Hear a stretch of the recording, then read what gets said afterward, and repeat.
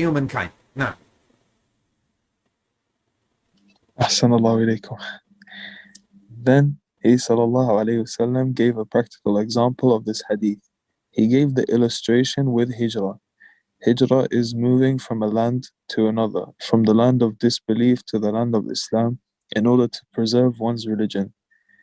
He tabaraka wa ta'ala says, now look, and I find this, subhanallah, I find it to be paradoxical. I find it to be such a huge contradiction. Never makes sense. Subhanallah. You have people who enter Islam who were Christians or so in the West. What do? They want to go to any Muslim country, even if they would just drink water and eat bread. That's all they have. They want to just immigrate to a Muslim country. And you have Muslims who need more money. And what do? They go all the way to the West in order to get what? The hutam of the dunya, the debris of the dunya. And then and I've seen this firsthand, if you tell this to a Muslim, somebody who thinks that way, he would say, well, you have money, that's why you don't think about it. And the shuyukh, they have money. Subhanallah, Shaykh al-Albani rahimahullah ta'ala had money. Shaykh al-Allama, the Imam al-Albani rahimahullah ta'ala, he had money, he was wealthy. Where did you get this? Al-Imam al-Allama Muqbil ibn Hadi al-Wadi'i, he had money. He was subhanallah, they dismiss the ulama, they dismiss the mashayikh as all of them are wealthy and millionaires. Subhanallah, where did you get this from? Imam ibn Baz rahimahullah ta'ala, despite the fact that his salary was a very big number, he died in debt. Why? Because he always gives the poor. Nobody asks, anybody who asks him, he gives to them. He gives to them. To the point that he would take from the person next to him, he would say, do you have money on you right now? He would say, yes. He said, give me and I'll give you back. And he would give the poor person. Some of the people that know Imam ibn Baz rahimahullah ta'ala, they said that Shaykh ibn Baz rahimahullah ta'ala would spend all of his salary in giving people, and the next salary in giving people, and the next salary in giving people, to the point that the sheikhs, meaning the umara, the rulers in Saudi, they would say, don't tell the sheikh that his money has been given. This salary and the next salary, don't tell him. Let him give. We will pay. No problem, inshallah. Subhanallah. These people wanted dunya. Shaykh bin Uthaymeen, his house was from teen. Meaning it was not, how do you say this in English? Meaning that his house was, I don't know how to say this, teen. You know the old houses? Very old ones. The ones that did not use the clay house. Clay houses. Shaykh bin Uthaymeen, his house was a clay house, ya ikhwa. Clay, and he did not want to move to did not want to pursue the hereafter. And when one of the rulers or the people who are clay, mud house. So mud, meaning mud, made out of mud, something like that. So when a person of prestige and money and authority, when he saw the Shaykh bin Uthaymeen, he told him, this is not befitting of you, a person with your high status. This house is not befitting of you. So Shaykh bin Uthaymeen said, do you know this place, this city? He said, yes. He said, we have a house and we're building it. The students of Shaykh bin Uthaymeen were shocked. The Shaykh is not building a house. He's not building, and he could never lie. He would never lie. They knew this. So when they moved away, they came to the Shaykh and said, oh Shaykh, why did you tell him this? We know you don't have a house. He said, isn't the maqbura there? Isn't the cemetery there? We're building it. Look. And that is correct. Na'am. His true house is not this house in dunya. It's in the maqbura, in the cemetery. That's his house, and he's building it. Absolutely. Wallahi, he's building it.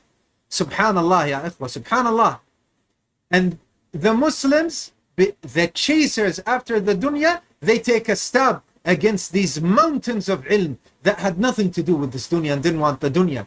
Al-Imam bin Uthaymeen rahimahullah ta'ala, when he was suffering from cancer, Al-Imam bin Uthaymeen rahimahullah ta'ala, when he was suffering from cancer and it could be heard from his voice, he was still teaching.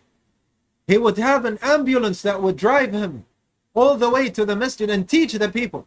And then he would tell those who tell him, you're healthy, ya shaykh, you're healthy, ya shaykh, you are excused. He would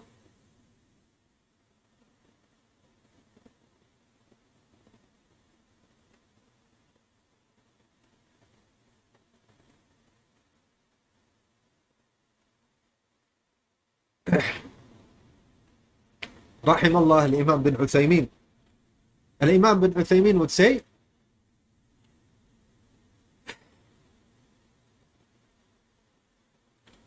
Al-Imam bin Uthaymeen rahimahullah ta'ala would say, you would have deprived us from all of this goodness.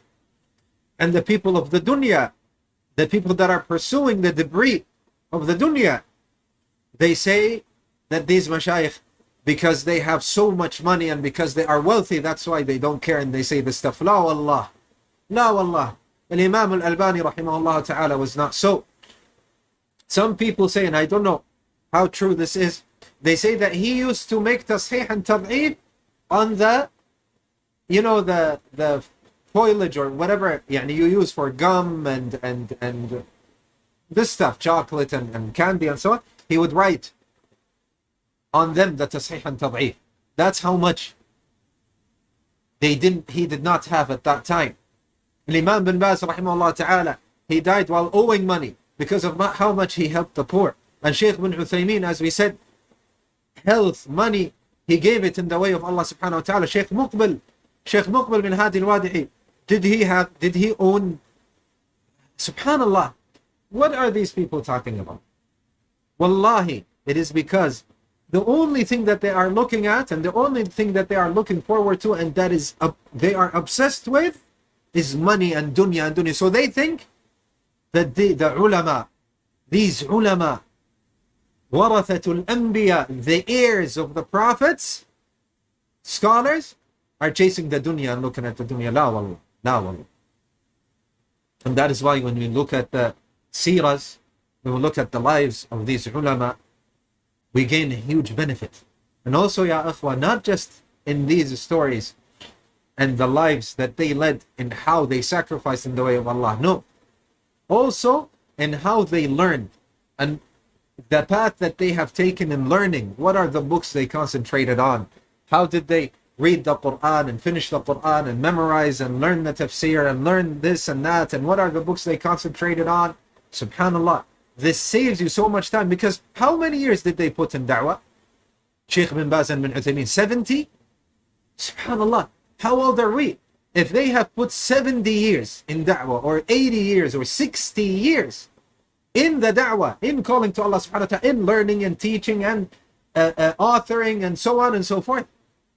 Subhanallah, Imam bin Uthaymeen rahimahullah ta'ala, when he went to the United States, in order to, and in the beginning he did not want to go, subhanallah, even though he had cancer, and he didn't want to go. And even when he went there, he made durus and he made, subhanallah, in the United States, and they're there, you can see them on YouTube with video cameras and everything.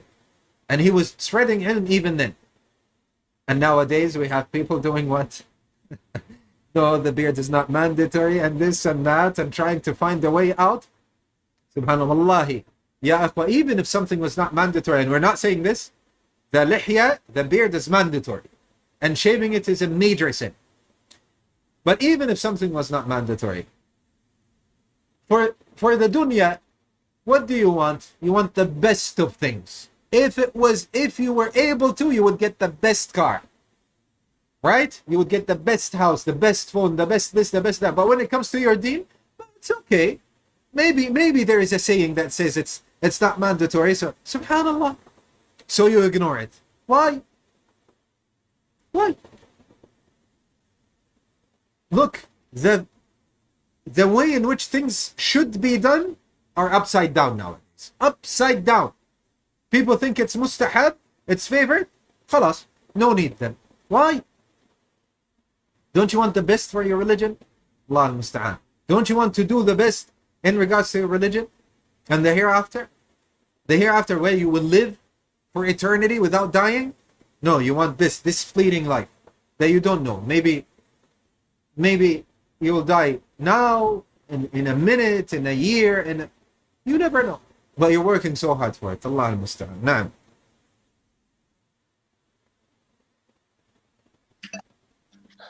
Ahsanallahu ilaykum. Verily,